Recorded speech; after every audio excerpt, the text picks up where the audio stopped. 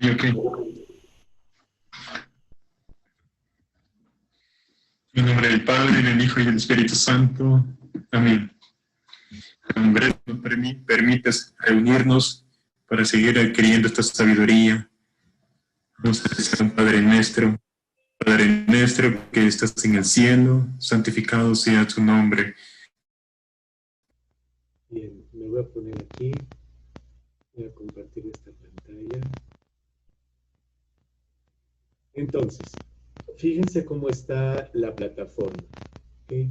Aquí tenemos las diferentes actividades, ¿verdad? Que hemos estado haciendo, videos que hemos estado viendo y sobre todo textos que hemos estado leyendo. ¿Okay? Entonces, lo que les quiero decir aquí es que muchos sí me han estado entregando las tareas y muchos de sus entregas han sido buenas, pero muchos no me han entregado nada. Entonces, es importante que ustedes me entreguen sus tareas, ¿de acuerdo? Porque recuerden que sí hace parte de la calificación final, ¿ok? Entonces, eso por una razón. Y luego la otra razón es que conforme ustedes van también haciendo las actividades y especialmente las tareas de este curso, ustedes lo van aprovechando muchísimo más, ¿ok? Entonces, Daniel ha hecho muchas de las tareas, ¿ok? Entonces, eso está muy bien. Eh, esta de aquí, bueno, no la voy a abrir porque tiene un formato diferente, no es un foro, pero esta de aquí, por ejemplo, eh, ¿cuál fue? Fue la de los este de acá. Fue la de Protágoras, ¿ok? En donde, fíjense, se pide algo bastante sencillo, ¿ok? Es decir, desarrollar eh, en una página eh, esta cita de Protágoras. El hombre es medida de todas las cosas. ¿Por qué es acaso así en nuestros días? Entonces, el trabajo de Daniel está muy bien hecho, pero sí me gustaría comentarles algunas cosas a partir de lo que él hizo. Eh, eh, para que ustedes también vayan creciendo en cómo redactar un comentario filosófico. Entonces, la primera cosa es esta, es que nosotros hacemos parte de una corriente filosófica que se llama aristotélico-tomista y que es realista. ¿Okay? Nuestra corriente filosófica toma a Platón, a Sócrates, a Aristóteles, sobre todo a Aristóteles, como grandes maestros. ¿Okay? En general, sí se considera, Sócrates realmente se considera el fundador de la filosofía occidental con su método mayéutico, es decir, hacer preguntas que buscan inducir los principios en cada una de las diferentes áreas del saber, ¿ok? Y entonces se utiliza la razón y no la fe o la creencia o el mito o la metáfora para explicar la existencia de las cosas, ¿ok? Y eso es muy importante. Y ahí está también el centro de todo el discurso sobre acaso en México, en la época precolombina, hubo una filosofía. O sea, realmente había una pregunta sobre la existencia y qué tipo de respuestas se daban. ¿Eran respuestas racionales o eran respuestas mitológicas, etcétera? No voy a entrar en esa discusión, pero ustedes ya tomaron materias en donde entraron en esa discusión. ¿Ok? Bien, entonces, esto es una introducción para decirles una cosa muy importante. Cuando estamos presentando entonces esta frase sobre Protágoras, el hombre es medida de todas las cosas, porque acaso es así en nuestros días, eh, tengo que tener mucho cuidado en mi redacción en este sentido. Es que yo pude haber investigado por fuera muchas cosas sobre Protágoras y evidentemente existirá una corriente filosófica que pondrá a Protágoras como un gran aportador en la filosofía y quizá de los más grandes porque hace del hombre medida de todas las cosas, ¿ok? Entonces, yo lo que tengo que tener es un espíritu muy crítico con respecto a las fuentes que yo utilizo. Entonces, en un momento dado, Daniel en su escrito, que no lo voy a abrir ahorita, pero ustedes lo pueden consultar también, pone, es más, lo voy a abrir, ¿por qué no? Fíjense. Fíjense en el primer párrafo, lo voy a hacer un poquito más grande.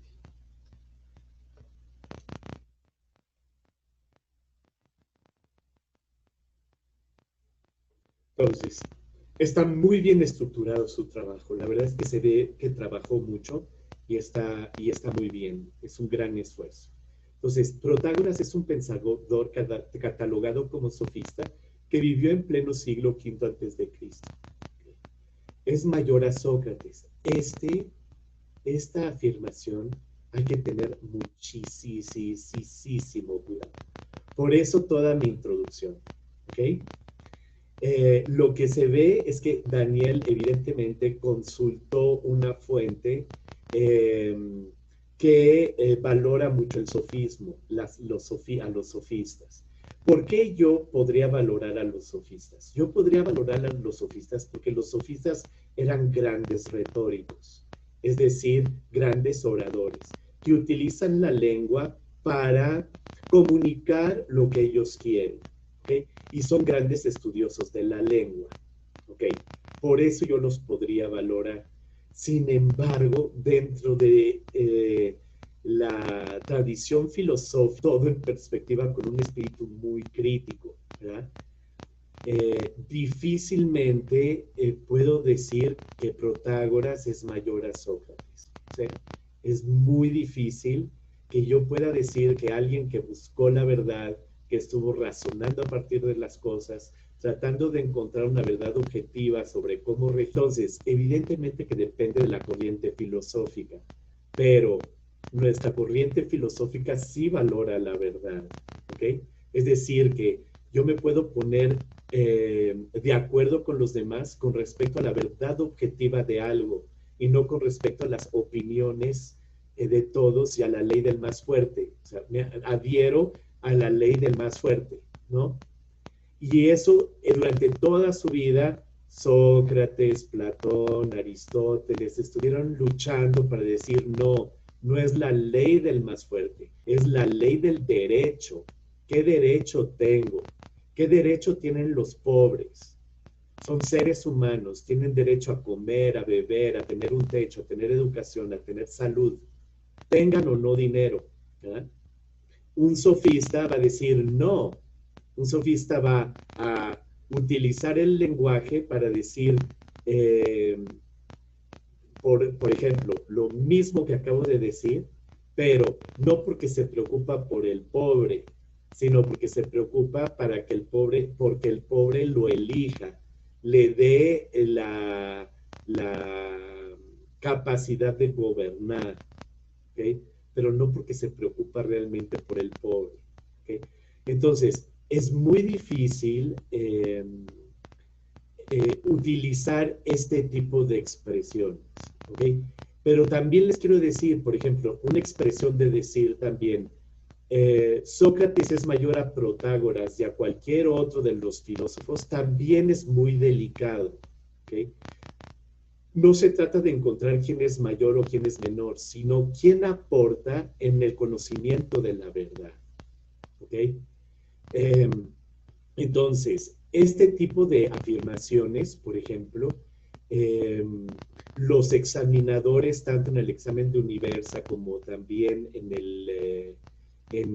cuando ustedes defiendan y presenten su tesis, este tipo de afirmaciones siempre son muy criticadas por aquellos que leyeron sus trabajos. ¿Okay? Entonces, la universidad es un lugar para equivocarse. ¿Okay? Y para aprender a partir de lo que nos equivocamos también, ¿okay? Aprender de nuestros errores. Y este tipo de afirmaciones hace pensar al examinador una falta de madurez. ¿Okay? Entonces, por el escrito de Daniel me doy perfectamente cuenta que no hay una falta de madurez, pero esta afirmación en particular es muy delicada. Tengan mucho cuidado con eso. Es decir, siempre ponderen las cosas, busquen un equilibrio, dan una razón por esto, una razón por lo otro.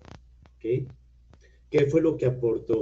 Es cierto que cada vez más la filosofía se enfoca más no en qué errores cometieron los filósofos, sino en qué aportaron. Y eso es una cosa maravillosa, ¿verdad?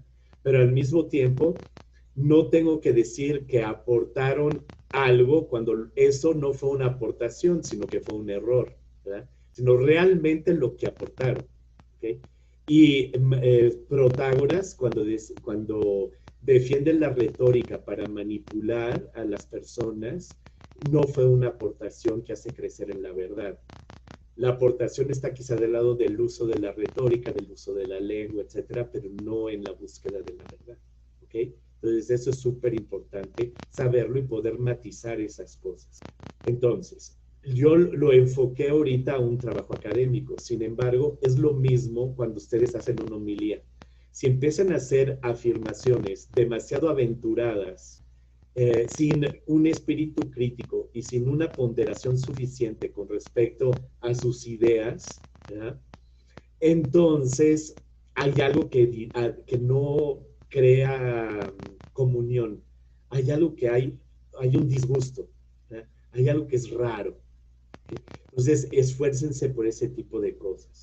Bien, entonces, por ejemplo, una cosa que aquí es muy importante, y de una vez les soplo para aquellos que no han hecho su tarea, y gracias Daniel por hacerla sin ninguna indicación, o muy pocas indicaciones anteriores por mi parte, entonces por eso también entiendo que quizá haya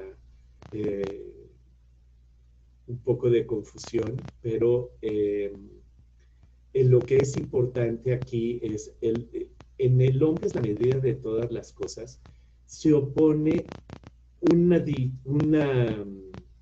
es un dicho, una definición muy importante de la filosofía realista, aristotélico-tomista, con respecto al conocimiento. ¿Okay? Cuando dice que el hombre es la medida de todas las cosas, está diciendo que el pensamiento mide la realidad. ¿Okay? Es decir, que lo que yo pienso hace que la realidad sea conforme a lo que yo pienso. Que pueden ser mis propios intereses, que sobre todo eran los propios intereses de Protágoras y de la clase dominante que Protágoras educaba. ¿Okay? Bueno, nuestra posición aristotélico-tomista y realista, y por eso es realista, es que la realidad es medida del entendimiento. ¿Okay? No el hombre. El pensamiento no es medida de la realidad, sino que el hombre el hombre es medido por la realidad. La realidad es medida del hombre. ¿Okay? En otras palabras, el hecho de que yo exista es anterior al hecho de que yo conozco. ¿Okay? En perfección. Si el hombre fuera medida de todas las cosas, el hombre sería medida de su existencia y se daría la existencia. ¿Okay? Y este es un problema muy grave porque si el hombre es medida de todas las cosas, el hombre se vuelve dueño del ser y entonces se justifican crímenes, eutanasias, abortos, etcétera, porque el hombre es medida de todas las cosas. ¿Ven? Entonces, se caen en injusticias muy graves cuando uno pone eso, ¿de acuerdo? Entonces, eso es muy importante que vayan aprendiendo a sopesar las cosas, ¿verdad? A considerar las cosas no solamente con respecto a su origen, de decir, ay, qué interesante porque valora a la persona humana, que de hecho lo hace, pero cuáles son las consecuencias últimas de una aseveración como esta. ¿Okay? Y eso es muy importante también, no solamente considerar el origen de esta afirmación, sino cuáles van a ser las consecuencias de una afirmación como esta. ¿Okay? Bien, entonces esto para explicarles un poquito más su tarea aquí, pero también para explicarles un poco más lo que el trabajo académico es. ¿Okay? El trabajo académico va a tratar de proporcionar una visión equilibrada de las diferentes posturas. Entonces, quiero hacer una aclaración en este momento. Evidentemente que el realismo, que la corriente aristotélico-tomista también aprende de otras corrientes. ¿De acuerdo? Por ejemplo, ¿qué es lo que yo puedo aprender de una aseveración que como el hombre es medida de todas las cosas? ¿Okay? Pues puedo aprender que en el acto segundo y sobre todo en el acto productivo, no en el acto primero que es el acto de ser, pero en el acto segundo que es el acto de obrar, y cuando yo construyo algo, realmente el arquitecto es medida de su obra. Pero no todo en mi vida es una obra. En mi vida también hay amor. ¿Ya? Y entonces, si yo me vuelvo medida de todas las cosas, el esposo se vuelve medida de la mujer y el esposo va a tratar de fabricar a su mujer en vez de aceptar su bondad tal y como es. Por lo tanto, no sirve en la ética. Sirve en el arte, sirve en la producción, sirve en el trabajo, pero no sirve para la ética. ¿Okay? Entonces, ¿qué es lo que hago? Matizo. El hombre es a veces la medida de algunas cosas. ¿Okay? Entonces así le doy cabida, pero no, entonces digo, esta aseveración que se propone absolutizar algo, en esa pretensión de absolutización se está equivocando. ¿Okay? Sin embargo, sí marca una cierta independencia, libertad del hombre al momento de estar produciendo algo. Pero el hombre no solamente es productor, no es solamente lo que se llama homo faber, ¿no? Fabricador. ¿No? También es hombre que entra en relación con los demás. Y si yo pretendo fabricar a los demás, entonces ahí estoy lejos de respetar una relación humana. Bien.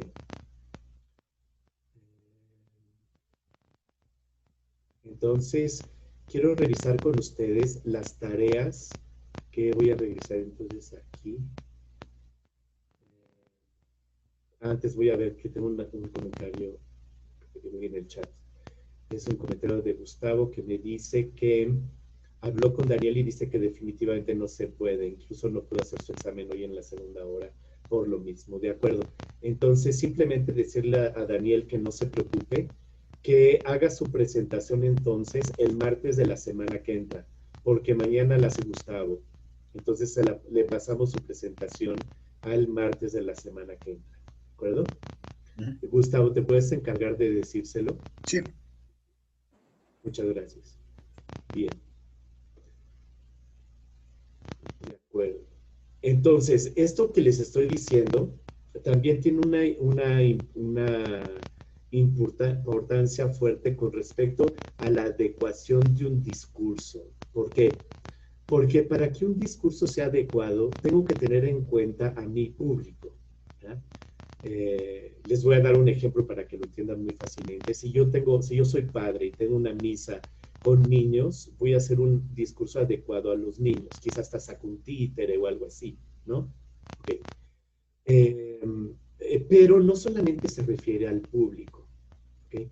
Sino que se refiere también al contenido. Tengo que ser congruente y adecuado con el contenido de lo que yo quiero transmitir.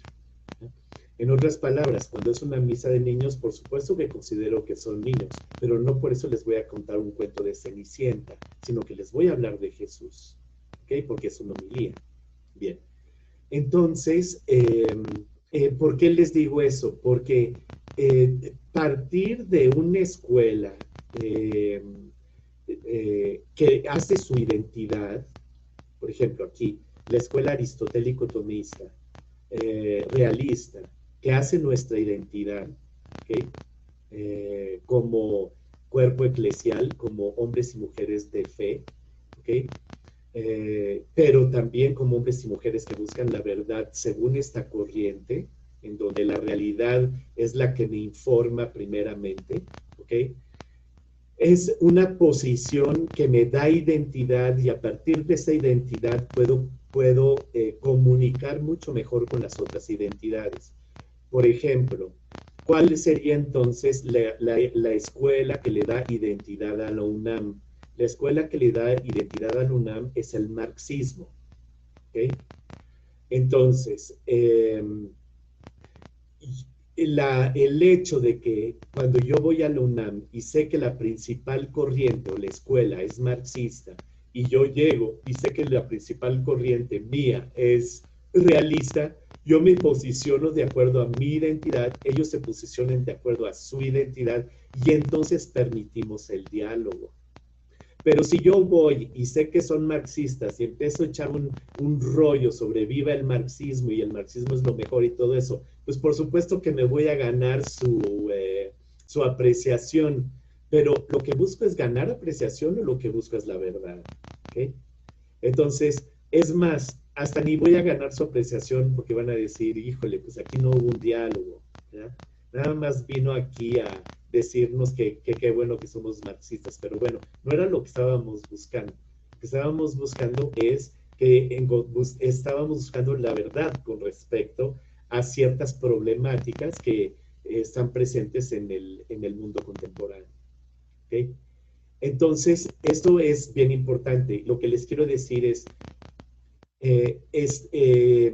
tener una identidad bien marcada nos permite avanzar más en la búsqueda de la verdad y nos permite también, por contradictorio que parezca, escuchar mejor.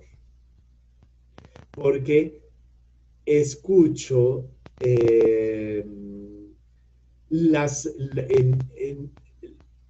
donde quizá mi propia postura no fue suficientemente afinada.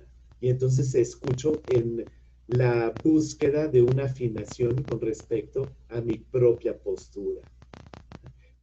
¿Qué es lo que el otro me trae y me puede enriquecer en la búsqueda de la verdad de acuerdo a mi propia escuela, de acuerdo a las propias categorías que yo manejo, de acuerdo al discurso que empleo? ¿Okay? Y eso es muy interesante. ¿Okay? Y eso es importante para este ejemplo que les di en el diálogo interfilosófico de diferentes escuelas, evidentemente, pero también es muy importante en el diálogo intercultural y en el diálogo interreligioso. ¿Okay? Cuando yo voy a dialogar con un musulmán, no le hago como si yo fuera musulmán, sino que me pongo en la postura de realmente de quién soy. Soy católico. ¿Ya? Y como católico entro en diálogo con un musulmán que se pondrá en su posición de musulmán y no tratará de imitar a un católico. ¿Okay? ¿Para qué? Para poder entrar dentro de una concordia con respecto a ciertas nociones. Por ejemplo, a la importancia de la paz, de no utilizar métodos violentos, de entrar en un diálogo, etc. ¿Alguna pregunta sobre esto? Bien. Ok, entonces justamente el estudio de los textos nos permite conocer otras posturas y otros pensamientos que no necesariamente son los nuestros y, por ejemplo, aunque hagan parte de nuestra corriente filosófica, como en el caso de Aristóteles, quizá hubo ciertos detalles que por no haber leído directamente el texto de Aristóteles no hemos descubierto. Entonces, esa también esa es, digamos, no también, esa es la principal idea de tener nosotros este curso sobre lectura de los textos de filosofía antigua, para nosotros familiarizarnos y quitarnos el miedo de entrar directamente a la lectura de los grandes. ¿Eh? Y no solamente que me cuenten lo que los grandes dijeron, sino que entre yo directamente a la lectura de los grandes, de Platón, de Aristóteles, de Tomás de Aquino. Entonces, estamos en la filosofía antigua, entonces es sobre todo Platón y Aristóteles, pero también sus precursores y aquellos que se opusieron a ellos. Entonces, después del, déjenme salir de aquí, creo que sigo dentro de la tarea. Ah, no, lo único es que tengo que hacerlo más, más pequeño esto, porque si no va a ser demasiado. Bien, entonces, ¿qué es lo que falta de aquí en adelante? Con, tenemos entonces esta tarea de Protágoras y tienen ustedes estas tareas de Platón. ¿Okay? Entonces, con respecto a qué palabras o expresiones utiliza Platón en este texto para describir a Sócrates, haz un listado de ellas, tal y como aparecen en el fragmento. Tuvieron un tiempo para poder hacer esto y solamente Daniel me lo ha enviado. Entonces, traten de enviármelo porque se me hace que muchos de ustedes ya lo tienen listo. Este no es difícil, es solamente ver el, el archivo, ¿verdad? Que está aquí, y pegar y copiar las expresiones que presenten a Sócrates por parte de Platón. Y es muy interesante porque ustedes ven así, estudian la relación y también la personalidad de Sócrates, la relación entre Platón y Sócrates y la personalidad de Sócrates. Este de aquí, que también ya lo vimos en clase, es un texto muy corto y se acuerdan que aquí reflexionábamos sobre la importancia de defender la justicia y cómo sufrir una injusticia eh, es preferible a cometer una injusticia. ¿Por qué? Porque sufrir una injusticia no me hace injusto. En cambio, cometer una injusticia me hace injusto. Entonces, de esto se trata esta reflexión, ¿verdad? Y eso para Sócrates y Platón, ¿de acuerdo? Entonces, con respecto ya a Platón propiamente dicho, que es entonces la unidad 5, Giovanni ya presentó justamente el dualismo platónico. Y aquí, ¿qué es lo que tienen que hacer? ¿Qué palabras o expresiones utiliza Platón en estos dos textos, de la página 53 y 54, para describir y definir los seres sensibles, por un lado, y los seres inteligibles, por el otro? Haz un listado de ellas tal y como aparecen en los textos. Entonces, pueden hacer ustedes dos columnas o simplemente dos páginas, y en una página ponen todo lo que caracteriza a los seres sensibles, ¿okay? Y en otra página todo lo que caracteriza a los seres inteligibles. ¿Okay? Entonces, por ejemplo, uno es la temporalidad, otro es la eternidad, y así se van. ¿Okay? Por ejemplo, también, esto también es importante, uno es conocido por los sentidos, otro es conocido por la razón. Eso también es muy importante. O sea, uno es doxa, otro es episteme. Uno es opinión, otro es ciencia. ¿Okay? Bien. Y esto es una tarea relativamente fácil y rápida que hacer. Y después, mañana vamos a...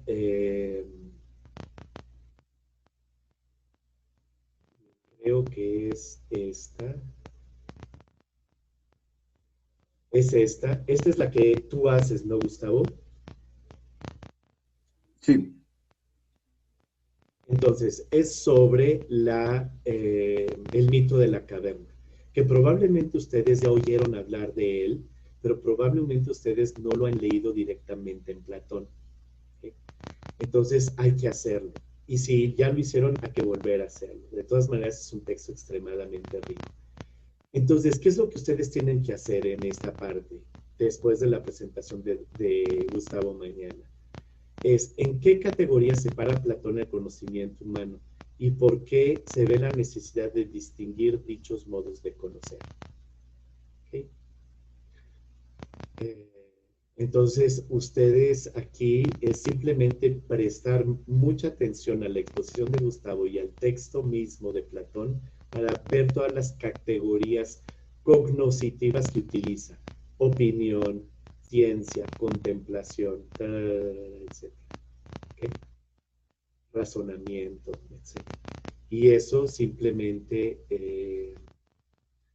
plasmarlo dentro de su escrito y dar una pequeña explicación. Bien, con eso terminamos la clase de hoy. Por favor, sus preguntas, los escucho.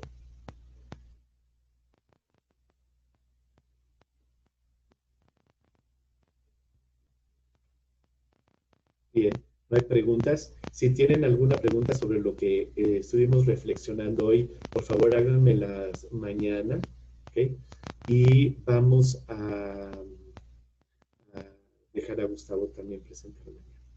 En el nombre del Padre, del Hijo y del Espíritu Santo. Amén. Dios te salve María, llena eres de gracia, el Señor es contigo. Bendita eres entre todas las mujeres y bendito es el fruto de tu vientre, Jesús. Santa María, Madre de Dios, ruega por nosotros pecadores, ahora y en la hora de nuestra muerte. Amén. Buenos días a todos, nos vemos mañana. Gracias. Hasta luego, padre. Hasta luego, padre. Gracias, padre.